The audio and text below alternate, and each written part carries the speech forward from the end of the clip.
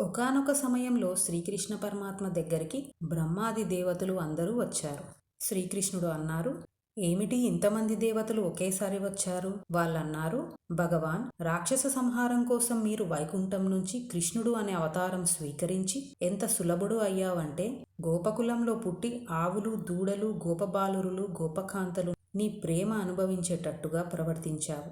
మీరు వచ్చి 125 సంవత్సరాలు అయింది. అందుకని మీరు ఈ అవతారం విడిచిపెట్టి తిరిగి వైకుంఠం రావలసిందిగా కోరుతున్నా. శ్రీకృష్ణుడు అన్నారు, నేను త్వరలోనే ఈ అవతారం ముగించి వస్తాను. శ్రీకృష్ణ పరమాత్మ సంకల్పం చేశారు.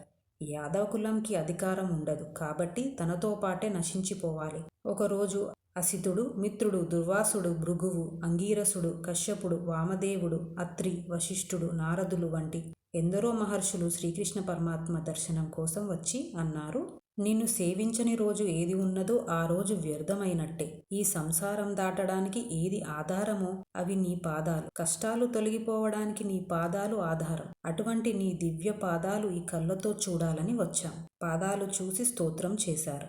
నీ నామము, నీ లీలలు, నీ కీర్తి, నీ కథలు ఎక్కడ స్తోత్రం చేయబడుతుందో అక్కడ ఇలాంటి అవతారం ఉంటుందా అని 33 కోట్ల మంది దేవతలు కూర్చుని వింటారు. అలాంటి చోట నీ నామము చెప్పుకున్న వాళ్ళకి పొందనిది ఏముంది? కలియుగానికి నీ నామమే గొప్ప. గోవింద నామము.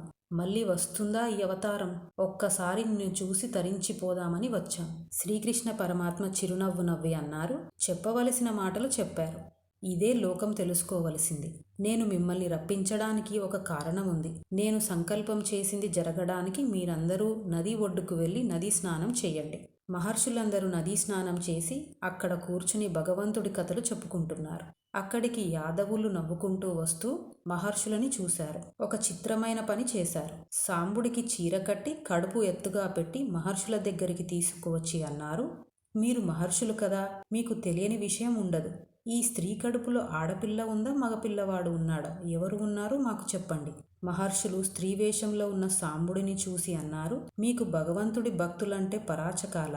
శ్రీకృష్ణుడు ఉన్న గడ్డ మీద ఇలాంటి పరిహాసం చేయడానికి సిగ్గులేదా? శ్రీకృష్ణ పరమాత్మ బ్రాహ్మణులని సేవించి కాళ్ళు కడిగి ఆ నీరుని తలపై వేసుకుంటారు. అటువంటి కృష్ణుడితో ఉండి మీరు ఇలాంటి పనులు చేస్తారా? ఆడా మగా కాదు, పెద్ద రోకలి ఒకటి పుడుతుంది. ఆ రోకలి వలన మీ యాదవ కులం నాశనం అవుతుంది. యాదవులు భయపడ్డారు. సాంబుడు చీర విప్పగానే ఒక ఇనుప రోకలి కింద పడింది. ఆ రోకలి పట్టుకొని పరుగున శ్రీకృష్ణ పరమాత్మ దగ్గరికి వెళ్ళి ఆ రోకలి ఆయన పాదాల దగ్గర పెట్టి అన్నారు, మేము తెలియక మహర్షులతో పరిహాసం చేశాం. వారు శపించారు. ఈ రోకలి పుట్టింది. ఇప్పుడు ఏం చేయమంటారు? శ్రీకృష్ణుడు అన్నారు, కొన్ని అపశకునాలు కనబడుతున్నాయి. ఇది యదుకుల నాశనం సూచిస్తుంది. మీరందరూ ఈ ఇనుప రోకలి చేత మరణిస్తారు. కాబట్టి సముద్రం ఒడ్డుకి వెళ్ళి అక్కడ పెద్ద శిల ఉంది. ఈ రోకలిని అరగదీసి సముద్రంలో కలపండి. అందరూ వెళ్ళి రోకలిని ఆ శిలకి రాసి రాసి అరగదీశారు. అందులోంచి వచ్చిన నల్లటి ద్రవం సముద్రంలో కలిపారు. చివరిగా చిన్న ముక్క అయింది. ఈ ముక్క ఏం చేస్తుందిలే అని దాన్ని సముద్రంలోకి విసిరారు. ఆ ముక్కని ఒక చేప మింగింది. ఒక బోయవాడు పక్షులు దొరకక చేపలు పట్టుకుందామని సముద్రం దగ్గరికి వచ్చాడు. బోయవాడి వలలో ఈ చేప పడింది. ఇంటికెళ్ళి చేపని కోస్తే దాని కడుపులో చిన్న ఇనుప ముక్క దొరికింది. ఈ ముక్కని తన బాణానికి పెట్టుకున్నాడు. బోయవాడు ఈ బాణం పెట్టుకుని వేటకు వెళ్ళాడు. ఈలోపు అవతార సమాప్తం జరగబోతుంది అన్న విషయం ఉద్దముడు విని శ్రీకృష్ణ పరమాత్మ దగ్గర వచ్చి అన్నాడు, కృష్ణ, నీతో కలిసి ఆడుకున్నా, పాడుకున్నా, అన్నం తిన్నా, నీతో సంతోషంగా గడిపా. ఇలాంటి కృష్ణావతారం అయిపోతుంది అంటే నేను తట్టుకోలేకపోతున్నా. అందుకని నా మనసు శాంతించేటట్టు ఎప్పుడూ నీతో ఉండేటట్టు ఏదైనా ఉపదేశం చేయి. శ్రీకృష్ణ పరమాత్మ అన్నారు, ఇంద్రియాల వలన నీకు ఏది సుఖాన్ని ఇస్తుందో అది మనిషి జన్మ పాడు చేయడానికి ఉంది అని తెలుసుకో. దీని నుంచి నువ్వు దాటాలి అనుకుంటే ఇక్కడి నుంచి బదరికాశ్రమానికి వెళ్ళి భగవంతుడి నామం జపించు. ప్రయత్నపూర్వకంగా మౌనంగా ఉండు. ఇంద్రియాన్ని నిగ్రహించి జపం, తపస్సు, మంత్రం చెప్పడం, నామం చెప్పడం, భగవంతుని మూర్తి ముందు కూర్చోవటం, భగవంతుడిని సేవించడం ఇలా చేస్తూ ఉంటే క్రమంగా నేను ఇంద్రియాలకి లొంగని స్థితిని ఇస్తాను. కలియుగం వచ్చేస్తుంది. బదరికాశ్రమంకి వెళ్ళిపో.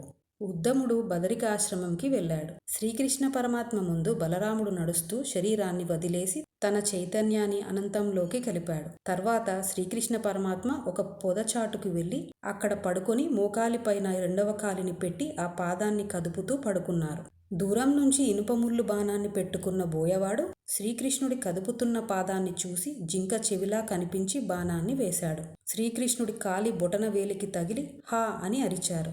అయ్యో, నేను మనిషిపై బాణం వేశాను అని పరుగున శ్రీకృష్ణుడి దగ్గరికి వచ్చి చూస్తే రక్తం ధారలా కారుతుంది. బోయవాడు అన్నాడు, అయ్యో, ఎంత పని చేశాను, నీ పాదాన్ని బాణంతో కొట్టాను, నా జన్మకి ఇంకా క్షమాపణ లేదు అని నేలపై పడి ఏడుస్తున్నాడు. శ్రీకృష్ణుడు అన్నారు, నువ్వు నిమిత్తమాత్రుడవి. ఎంతవారైనా ఈ శరీరంతో వచ్చాక ఈ శరీరాన్ని వదిలిపెట్టవలసిందే.